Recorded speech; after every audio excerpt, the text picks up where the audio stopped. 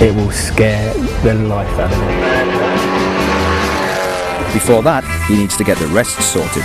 So Dipsy's been stripped and sent off to be chemically dipped, but after the first stage, it isn't looking good.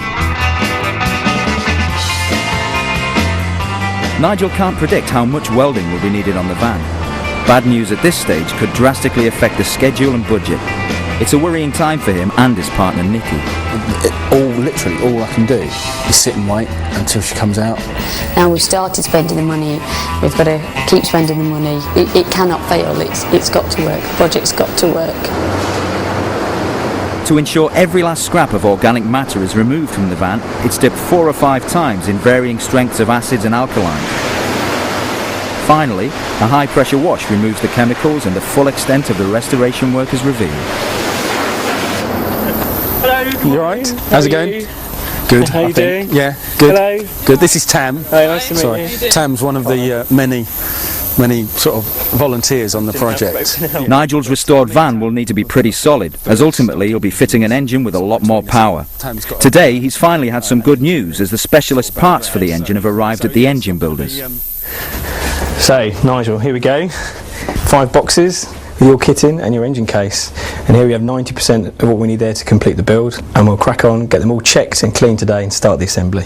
Fantastic. What sort of amount of cleaning have we got to do? Right, what we'll do first is we'll get all the stuff laid out on the bench. We'll get it all out of the blister packs. All this stuff will come with kind of shipping greases and varnishes and oils on. And what we don't want to happen is for that to get into the final build. Also, when we're measuring stuff up to make sure it's right to go into the engine, if you measure it without removing these transit materials, you end up measuring the wrong sizes.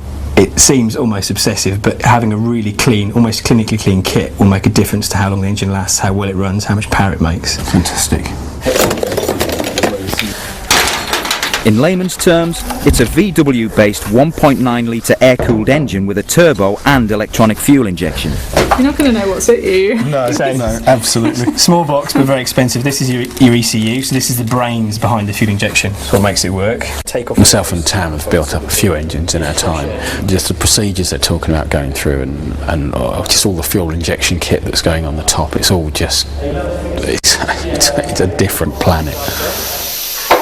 Housed in a genuine VW case, most of the engine is built up from aftermarket performance parts shipped in from the States. With all the worry over the state of the shell, this provides a welcome distraction for Nigel.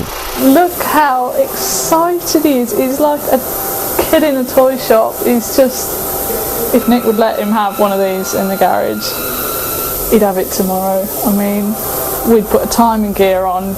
You know, you've got to heat it to get it on your crankshaft. So last one I did, I had it in my oven in the kitchen at home. I had the crankshaft on the kitchen floor and putting the thing on with an oven glove. I just don't think that's going to happen this time. For maximum performance, each individual engine component will need to be almost surgically cleaned. Building an engine at home, even when it's fairly clean, is not the same as when you're building an engine in a good environment.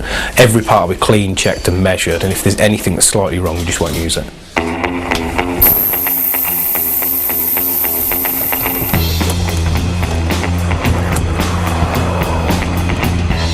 With all the rust removed, next up for Dipsy is a coat of primer which will ensure most of the rust doesn't return. Nigel's mate Richard has come to collect her and will be the first person to assess the damage.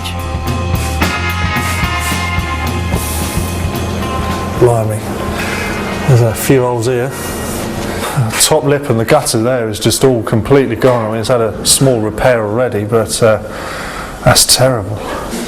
Blimey, they've filled holes here with just lots and lots of weld rather than panels made up to block all that. And there's quite a lot of interesting work that's going to have to go on in here. Richard's restored a few VWs in his time, so he knows Nigel's got a lot of work ahead of him. Pretty much every panel on this bus will need some sort of work doing to it to restore old and bad repairs. Nigel was hoping that most of the welding work would be cosmetic. But it's starting to look like Dipsy needs major reconstructive surgery. You alright, Nigel, how you doing? Yeah, I'm good. How's it going at your end? At the moment they're just spraying it with the X-Primer. We've had a good look over it. I don't know how much work you were expecting, but there is quite a lot. As long as you look at it from the top, it looks fine.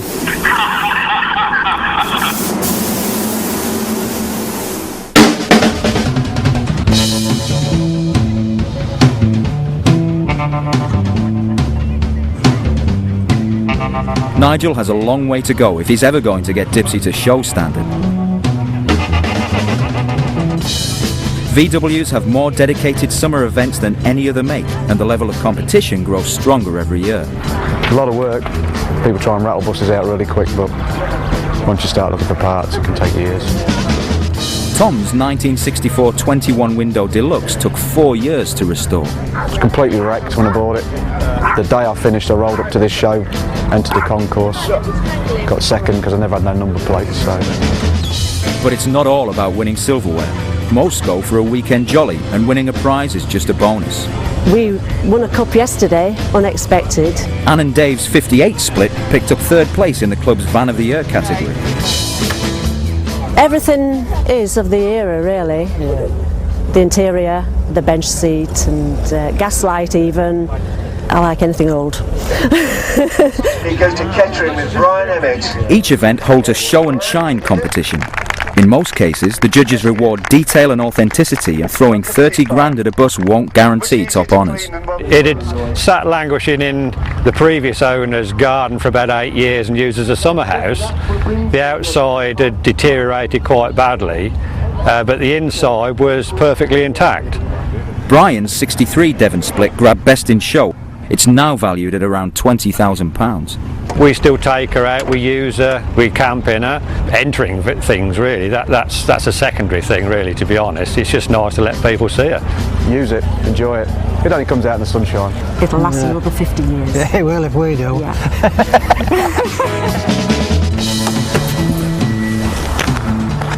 Richard has left Dipsy at a convenient location, so for Nigel, the moment of truth has arrived. Nice. Will a closer inspection dampen his enthusiasm?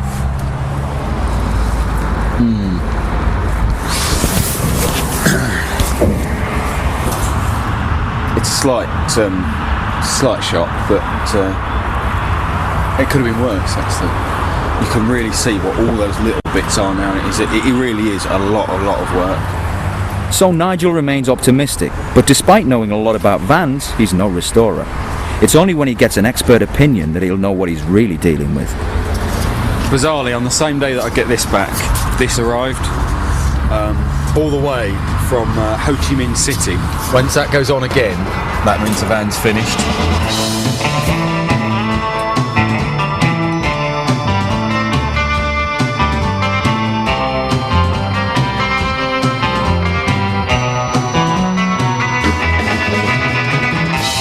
Being club president, Nigel knows a couple of places where he can get the work done.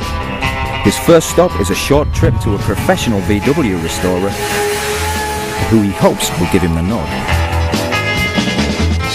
If they say that they can't do it, not quite sure what we do from there. And I know they can do the work. It's whether they can fit it into their schedule and fit it in time.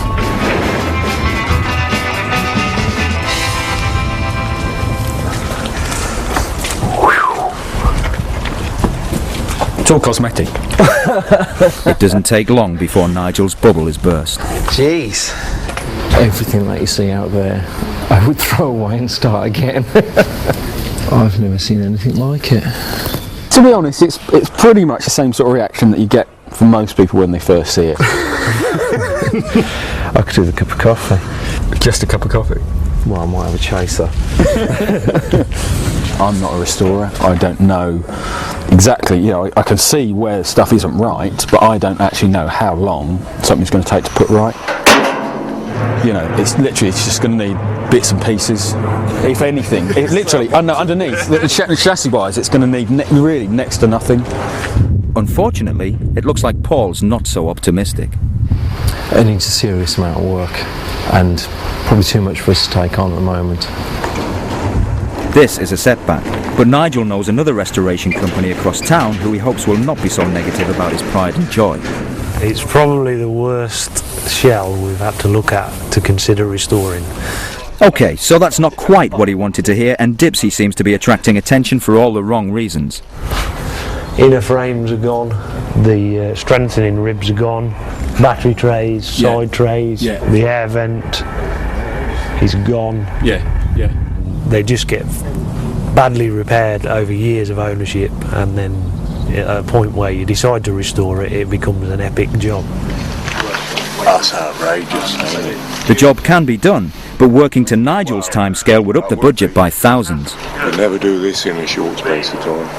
I'm a little bit sort of running out of options. We are in the middle of another restoration. That one we thought was the worst van we'd ever seen, but this one's now beating it. Another rejection for Nigel could mean the end of the project.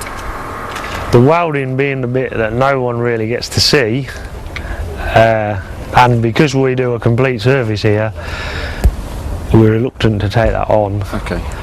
Understandably, when a business is doing it, they don't want their work to be shown as anything other than the absolute best that they can do.